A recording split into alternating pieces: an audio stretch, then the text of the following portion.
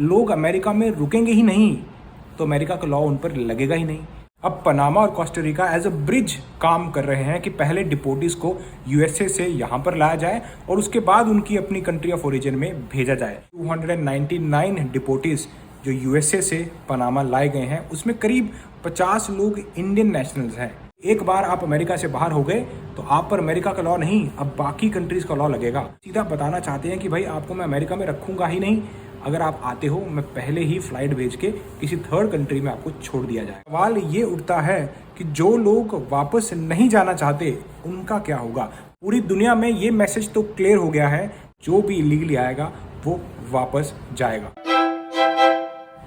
Welcome back बड़ी, सत श्री अकाल, सब वधिया ते कमाल। एक महीना कंप्लीट हो चुका है प्रेसिडेंट डोनाल्ड ट्रंप और उनकी एडमिनिस्ट्रेशन को मास डिपोटेशन पर काम करते हुए, और इस एक महीने में हमने एक चीज़ तो देखी, जिस तरह से रेड्स हो रही हैं, डिपोटेशन फ्लाइट्स भेजी जा रही हैं।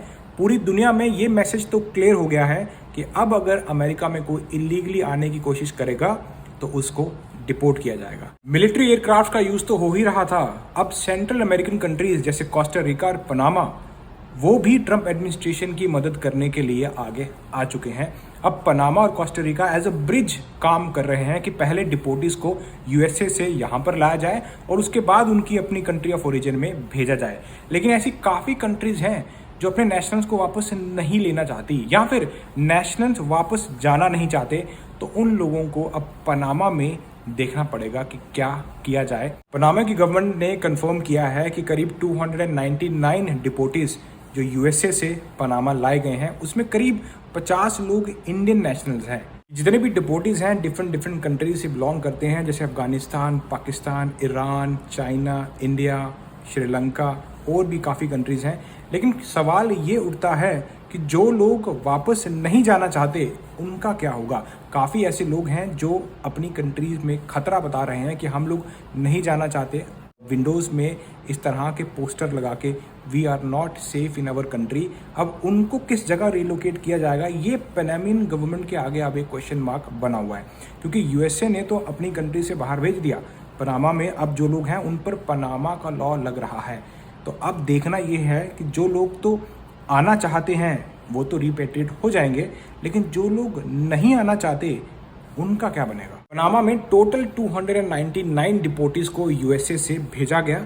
इनमें से 171 लोग अग्री करते हैं कि हमें अपनी कंट्रीज में वापस जाने दिया जाए, और जो लोग बच गए हैं उनका कहना है कि भाई हम अपनी कंट्रीज में वापस नहीं जा सकते, क्योंकि हमें या तो जान का खतरा है या फिर उनकी गवर्नमेंट उनको वापस लेना नहीं चाहती।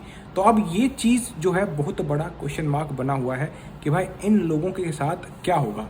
क्या ये वहीं पे रहेंगे या फिर इनको डेरियन नेशनल पार्क में रिलोकेट किया जा रहा है, जो एक तरह का जंगल ही है, जहाँ पर ऑलरेडी इतना कोई सेफ इन्वायरमेंट नहीं है। लोग पहले भी यूएस से जाने के लिए ऐसे जंगलों का ही इस्तेमाल करते रहे हैं। सो अब वेट हो रहा है इंटरनेशनल ऑर्गेनाइजेशन फॉर माइग्रेशन के डिसीजन का कि इन रिफ्यूजीज़ को जो अपनी कंट्रीज में वापस नहीं जाना चाहते इनको किस कंट्री में रिलोकेट किया जाए।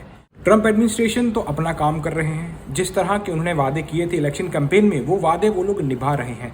जो उन्होंने कहा था कि मैं इलीगल इमिग्रेशन को बंद करूंगा, और उन्होंने वही चीज़ एक महीने में ये मैसेज तो क्लियर कर दिया पूरी दुनिया में कि भाई जो भी इलीगली आएगा वो वापस जाएगा। इस तरह की स्ट्रैटेजीज उन्होंने अभी तक यूज़ की, जैसे मिलिट्री एयरक्राफ्ट को यूज़ करना, ग्वांटानामा बे उसको बनाना जिसमें हाई प्रायोरिटी क्रिमिनल्स रखे जाएंगे, और साथ ही साथ अब पनामा और Costa Rica central American countries को यूज़ करना, ताकि लोगों को ये पता चल सके कि कल को अगर आप इलीगली आते हो तो आप यूएसए में नहीं रुकोगे, क्योंकि एक बार आप अमेरिका से बाहर हो गए तो आप पर अमेरिका का लॉ नहीं, अब बाकी कंट्रीज़ का लॉ लगेगा। और आपको मालूम है कि यूएसए ग्रेट है उसके लॉ की वजह से। जब आप किसी दूसरी कंट्री में चले जाते हो वहाँ लॉ तो है, लेकिन लॉ की गारंटी नहीं, जिस तरह अमेरिका करता है। तो ये स्ट्रैटेजी वो सीधा बताना चाहते हैं कि भाई आपको मैं अमेरिका में रखूँगा ही नहीं, अगर आप आते हो मैं पहले ही फ्लाइट भेज के किसी थर्ड कंट्री में आपको छोड़ दिया जाएगा। United states of America great है तो उसके लॉ की वजह से, लेकिन ट्रंप एडमिनिस्ट्रेशन की स्ट्रैटेजी ये है कि अगर लोग अमेरिका में रुकेंगे ही नहीं तो अमेरिका का लॉ उन पर लगेगा ही नहीं। इसीलिए इस तरह की कंट्रीज़ को यूज़ किया जा रहा है, ताकि अगर लोग आने की मनोकामना करें भी तो उनको पता हो कि भाई हम डिपोर्ट कर दिए जाएंगे किसी थर्ड कंट्री में, जहां पर उनको कोई होप दिखे ही ना। अब मिलता हूं आपको ऐसी किसी इंटरेस्टिंग वीडियो में नेक्स्ट टाइम। अल्टिल देन, चको फटे।